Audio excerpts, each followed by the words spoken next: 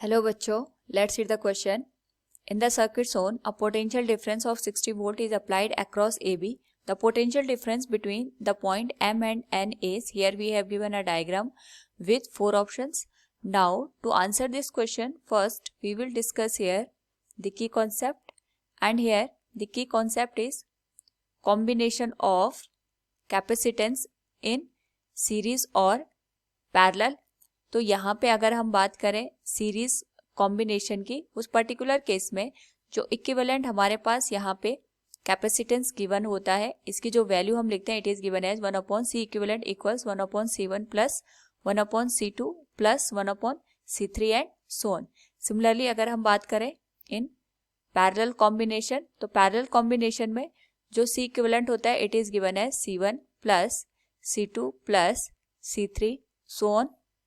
साथ में हमें यहाँ पे एक और बात ध्यान रखनी पड़ेगी, अगर सीरीज कॉम्बिनेशन होता है उस पर्टिकुलर केस में जो हमारे पास चार्ज की वैल्यू होती है वो सेम रहती है, और जो पोटेंशियल डिफरेंस होता है वो डिफरेंट यहाँ पे अप्लाई होता है अक्रॉस दी डिफरेंट कैपेसिटेंस. और जो पैरेलल में कॉम्बिनेशन होता है उसमें पोटेंशियल डिफरेंस हमारे पास सेम रहता है, और जो चार्ज की वैल्यू होती है डिफरेंट कैपेसिटर के लिए वो डिफरेंट हमें देखने को मिलती है.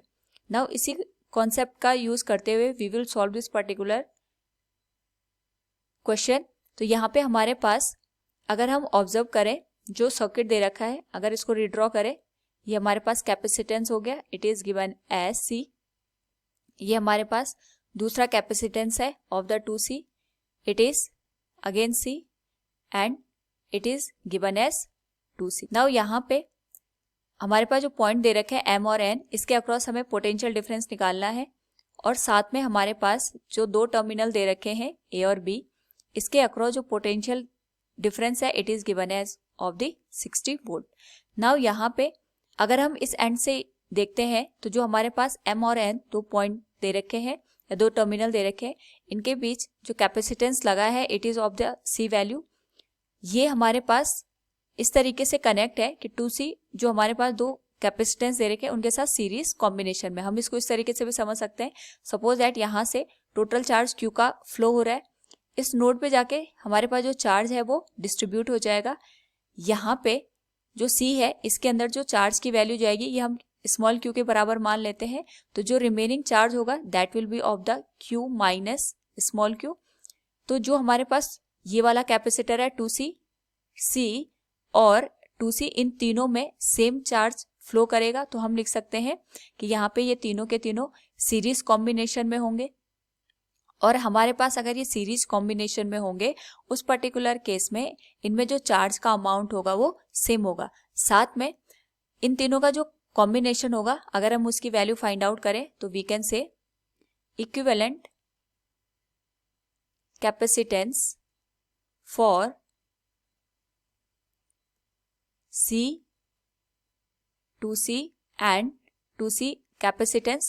So it can be written as 1/C equivalent equals 1/C plus 1/2C plus 1/2C.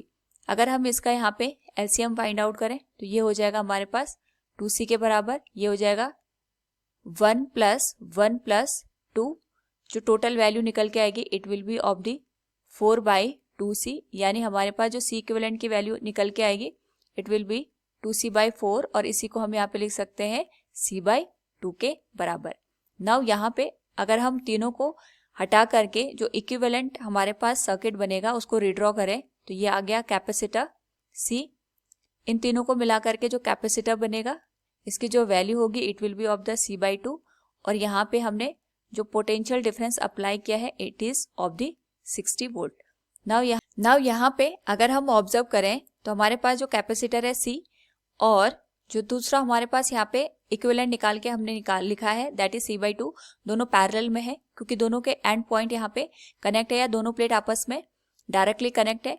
और यहाँ पे ये दोनों पैरेलल में कनेक्ट होने के साथ साथ जो पोटेंशियल हमने यहाँ पे अप्लाई किया है across the terminal A and B, उसके साथ भी ये पैरेलल में है. यानी अगर हम बात करें C और C/2 के अक्रॉस पोटेंशियल डिफरेंस की, तो दोनों के अक्रॉस पोटेंशियल डिफरेंस की वैल्यू 60 वोल्ट के बराबर होगी. So we can say potential difference across जो हमारे पास यहाँ पे C/2 कैपेसिटर है, उसके अक्रॉस जो पोटेंशियल डिफरेंस की वैल्यू आएगी it will be of the 60 volt, क्योंकि हमें यहाँ पे ये पता चल गया कि इसके अक्रॉस जो पोटेंशियल डिफरेंस की वैल्यू है 60 वोल्ट के बराबर है। तो यहाँ पे जो C/2 कैपेसिटर जो कि तीनों कैपेसिटेंस से हमने यहाँ पे मिला करके बनाया था, उसमें जो टोटल चार्ज की वैल्यू होगी वो हम फाइंड आउट कर सकते हैं। So we can say from Q equals CV we can find out the value of charge in C/2 capacitor. तो यहाँ पे जो हमारे पास चार्ज की वैल्यू होगी इसको हम यहाँ पे लिख सकते हैं Q will be given as C/2 into potential difference that will be of the 60 volt. तो यहाँ से जो टोटल चार्ज की वैल्यू आ जाएगी it will be of the 30C coulomb के बराबर। ये हमारे पास टोटल चार्ज की वैल्यू आ गई। नाउ जो ये हमारे पास 30C कूलम का चार्ज आया है, यही चार्ज हमारे पास यहाँ पे जो Mn टर्मिनल दे रखा है उसके अक्रॉस भी फ्लो करेगा। यानी अगर हम इसको ड्रॉ करें तो ये कुछ इस तरीके से हमें देखने को मिलेगा। यहाँ पे आ गया capacitor C, here is capacitor 2C, here is again capacitor C and here the capacitor 2C is given. यहाँ पे जो चार्ज फ्लो कर रहा है ये 30C का चार्ज हमारे पास फ्लो कर रहा है। जो हमने यहाँ पे कैपेसिटर लगाया है across the terminal M and N, उसमें भी सेम चार्ज फ्लो करेगा, that is of the 30C। तो यहाँ पे जो चार्ज का अमाउंट है, अगर हम उसके करस्पॉन्डिंग M और N के अक्रॉस पोटेंशियल डिफरेंस की वैल्यू निकालें तो we can say potential difference across the terminal Mn N। तो यहाँ पे जो पोटेंशियल डिफरेंस होगा इसको हम लिख सकते हैं VMn इक्वल्स टोटल चार्ज जितना इसके अक्रॉस जा रहा है that is of the 30C divided by C। तो C से C कैंसिल हो जाएगा, it will of the 30 volt. ये हमारे पास 30 वोल्ट का हमें ऑब्टेन हो जाएगा। So from the given question we can say here the potential difference between the point M and N is 30 volt. Option 4th is the correct answer. Hope all you understood it. Thank you and best of luck.